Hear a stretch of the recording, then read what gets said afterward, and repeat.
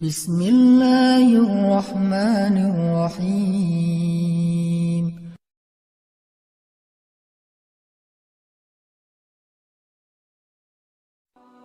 Apa mahar kita untuk istri kita atau untuk suami kita sebelum kita ketemu dia? Mahar kita itu adalah jaga diri. Apa kata Nabi? Aufu ta'ifu nisa'ukum.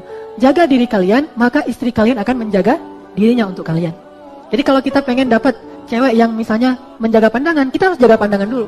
Kalau kita pengen dapat cewek yang pemalu, kita harus punya sifat malu. Kalau kita pengen dapat cewek yang orangnya cerdas, kita harus banyak belajar. Kita pengen dapat cewek itu yang benar-benar ideal menurut kita, kita juga harus memperbaiki diri kita supaya ideal. Jadi at-thayyibin lit-thayyibat. Orang-orang yang baik itu ketemunya dengan yang baik. Jadi gimana kita ngebayangin calon pasangan kita, maka kita harus mulai diri kita dulu untuk menjadi seperti itu. Insya Allah Allah akan mempertemukan demikian.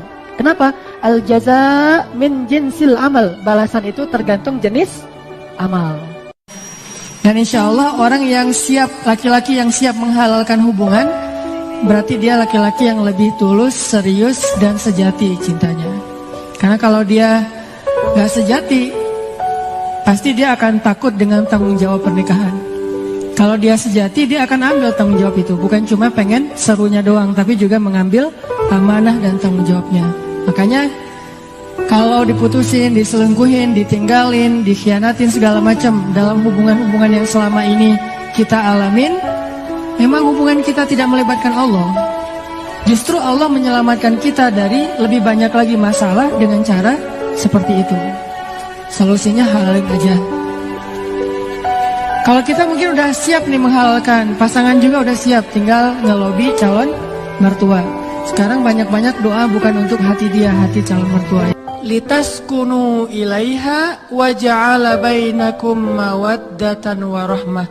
Allah memberikan cinta itu, mawaddah dan rahmah itu setelah nikah, bukan sebelum nikah. Jadi kalau ada yang bilang cinta sebelum nikah, pasti itu bukan cinta yang dari Allah. Tapi kalau dibilangnya cinta setelah nikah, I love you, setelah nikah, itu insya Allah cintanya karena Allah. Jadi pakai baper itu setelah nikah. Kalau sebelum nikah nggak usah. Menilai atau mau nikah itu, menilai calon itu jangan pakai perasaan dulu, tapi pakai iman. Karena kesolehannya, karena kebaikannya, karena ketaatannya, insya Allah dia yang akan menjadi bidadari kita nanti di surga, atau menjadi pangeran kita nanti di surga.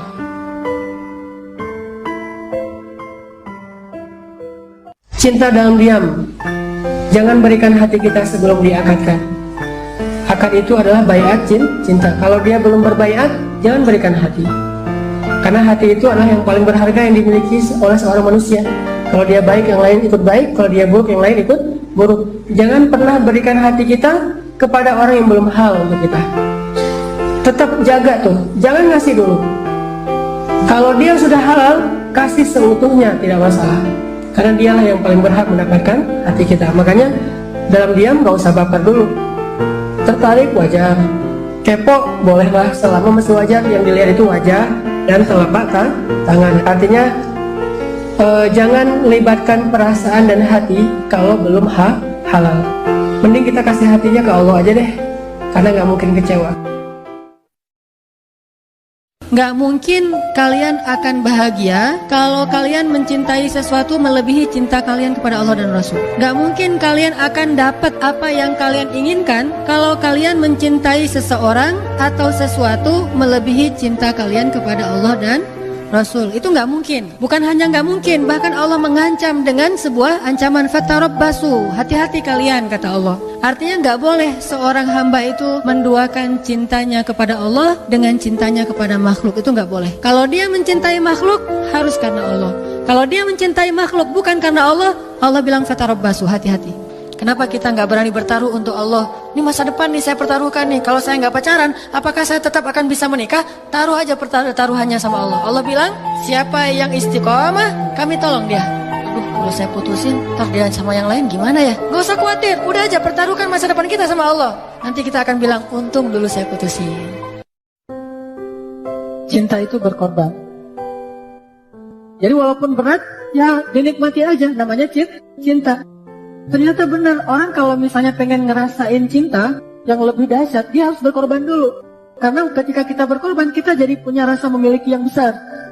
Sehingga makin besar pengorbanan, makin gak mau putus, gak mau ditinggalin, karena kita udah ngasih habis-habisan. Bandingin aja cinta ibu dengan cinta ayah kepada seorang anak. Itu lebih besar mana? Lebih besar ibu rata-rata ya. Kenapa? Karena ibu berkorbannya lebih ketimbang ayah. Kalau ayah mah paling cuma ngasih nafkah. Kalau ibu dengan jiwanya, dengan nyawanya, dengan fisiknya, semuanya lah. Dia ngasih susu demi untuk bisa nyusuin anaknya yang banyak susunya. Dia rela jadi gendut, jadi gemuk demi anaknya. Padahal dulu dia jaga badan banget. Sekarang gak apa-apa deh, saya agak-agak gemuk. Yang penting anak saya dapat susu yang banyak. Kan berkorban tuh.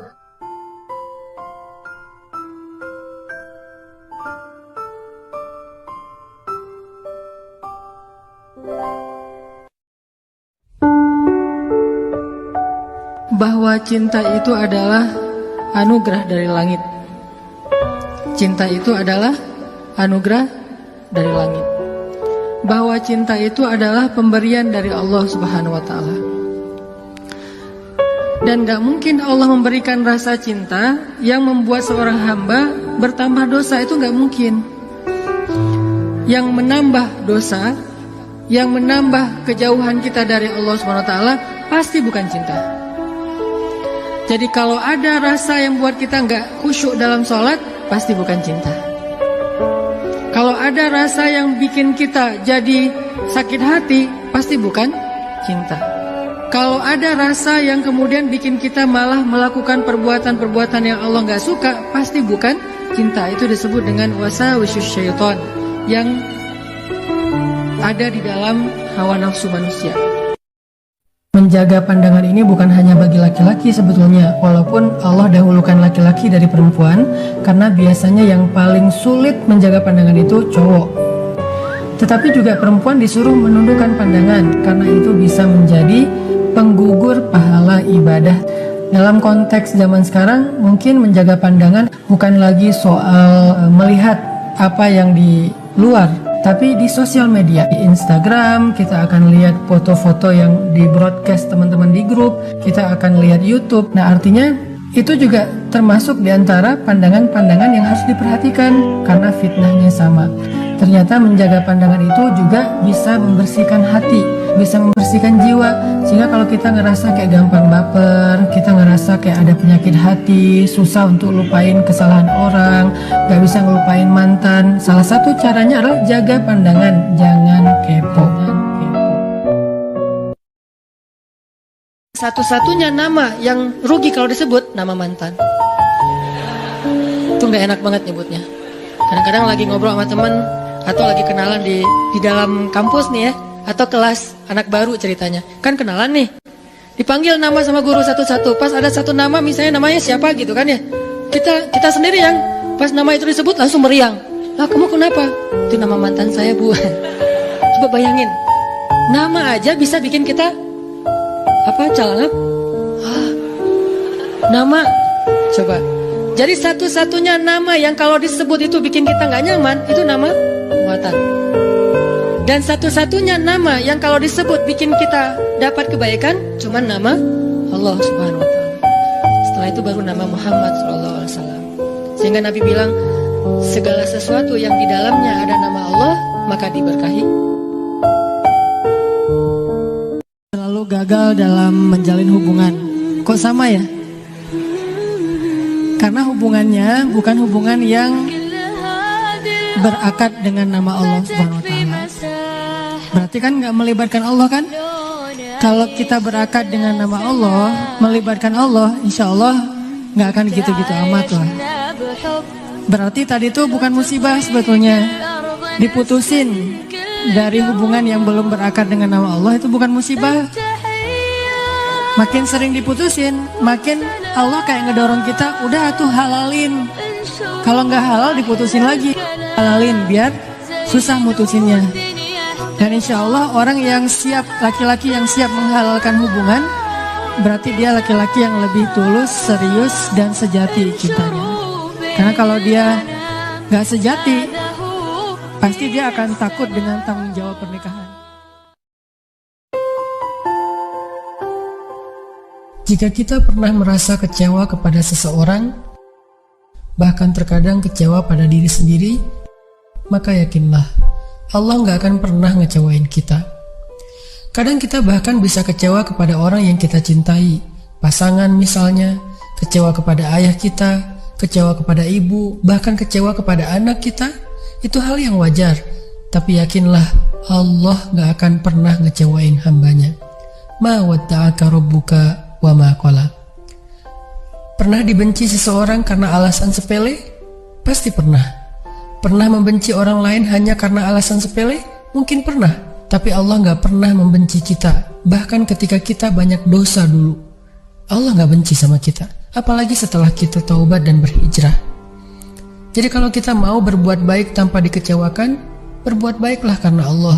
Kalau kita mau berharap kebaikan dan gak dikecewakan, maka berharaplah hanya kepada Allah. Saat kita tidak lagi berharap kepada Allah, saat itulah kita mudah merasa kecewa. Siapa yang hatinya yakin kepada Allah, maka hati itu akan digenggam oleh Allah. Dan Allah kalau menggenggam hati hambanya, tidak akan mungkin membuat hati itu kecewa. Pasti Allah bawa yahdi qalbah, diarahkan oleh Allah kepada kebaikan-kebaikan. Diarahkan kepada hal-hal yang baik ketika kita percaya kepada Allah. Sehingga ketika Allah ngasih satu ketentuan dalam hidup kita, udah, kan Allah yang menentukan ini, ya udah percaya aja. Apapun yang ditentukan Allah, kita ikut. Dan apapun kehendak Allah, kita terima. Karena selalu ada kebaikan di dalam setiap pemberian Allah. Walaupun pemberian itu hal-hal yang tidak kita sukai. Yuk kita belajar terima kehendak Allah Subhanahu wa ta'ala dalam hidup kita. Percaya sama Allah, jangan ragu sama Allah, serahin aja semua urusan kita kepada Allah. Pokoknya kalau udah ada kata Allah, udah beres semua urusan kita insyaallah. Sakit, Allah kasih dia rasa cukup. Sendiri, Allah kasih dia rasa cukup. Yang membuat kita sengsara itu bukanlah kita kekurangan harta, bukanlah kita sendiri, bukan kita dalam keadaan susah atau banyak penyakit. Yang membuat kita sengsara itu hati kita tidak cukup merasa bahagia. Terlalu kecil ruangnya untuk kebahagiaan, sehingga kita selalu merasa hampa. Sedangkan orang yang Allah cukupkan, mungkin dia adalah orang yang Allah uji dengan penyakit sekian belas tahun tidak sembuh seperti Nabi Ayub. Mungkin dia orang yang Allah uji dengan kehilangan orang-orang yang dia cintai seperti Nabi Yakub. Mungkin dia adalah orang yang diuji dengan harus meninggalkan orang yang paling dia cintai seperti Ibrahim. Tetapi Allah cukupkan hatinya dengan kebahagiaan. Hasbunallah. Tidak ada yang lebih berharga bagi kita daripada Allah. Maka siapapun yang memberikan hatinya lebih dulu kepada makhluk sebelum kepada Allah dan Rasul, siap-siaplah untuk sengsara dan kecewa. Berikan hati kita kepada Allah dan Rasul. Setelah itu Allah yang akan memberikan hati itu kepada orang yang paling layak untuk kita.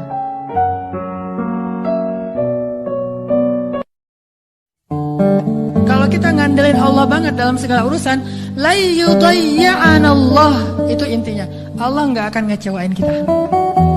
Manusia bisa banget ngecewain kita, bukan karena dia jahat. Kadang dia ngecewain kita karena emang dia nggak mampu untuk memuaskan dan membahagiakan kita.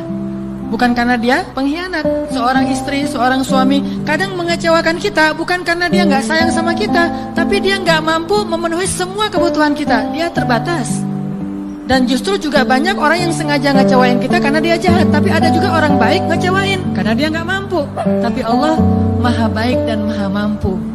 Bukan cuma maha baik. Kalau baik doang nggak mampu, ya apa bisa kita lakuin kan? Tapi kalau baik dan mampu, nggak ada batas. La haula wala quwata illa billah. Keajaiban-keajaiban yang luar biasa terjadi dalam hidup kita kalau kita mengandalkan Allah. Selaras antara lisan dengan hati kita. Bersabarlah dengan sedikit ujian, pasti kami uji kata Allah. Dengan sedikit rasa takut, dengan sedikit kekurangan, dengan sedikit kegalauan, wabasyiris sabirin. Tapi sampaikan berita gembira kepada orang yang sabar. Jadi tidak ada balasan dari kesabaran kecuali berita gembira. Nggak ada balasan dari kesabaran kecuali keajaiban. Nggak ada balasan dan kesudahan dari kesabaran kecuali kemenangan. Tidak ada kesabaran menjadi penyesalan, kesabaran menjadi kerugian, kesabaran kecelakaan. Itu bukan pasangannya. Nggak kayak gitu sunatullahnya. Sunatullahnya pohon sabar hanya berbuah keberuntungan, kebahagiaan, keajaiban, pertolongan, apalagi kebaikan-kebaikan. Itulah buah dari pohon sabar. Jadi pohon apa yang kita tanam, maka buah itulah yang akan kita petik. Itu yang kita bangun di hati kita. Wabasyiris sabirin.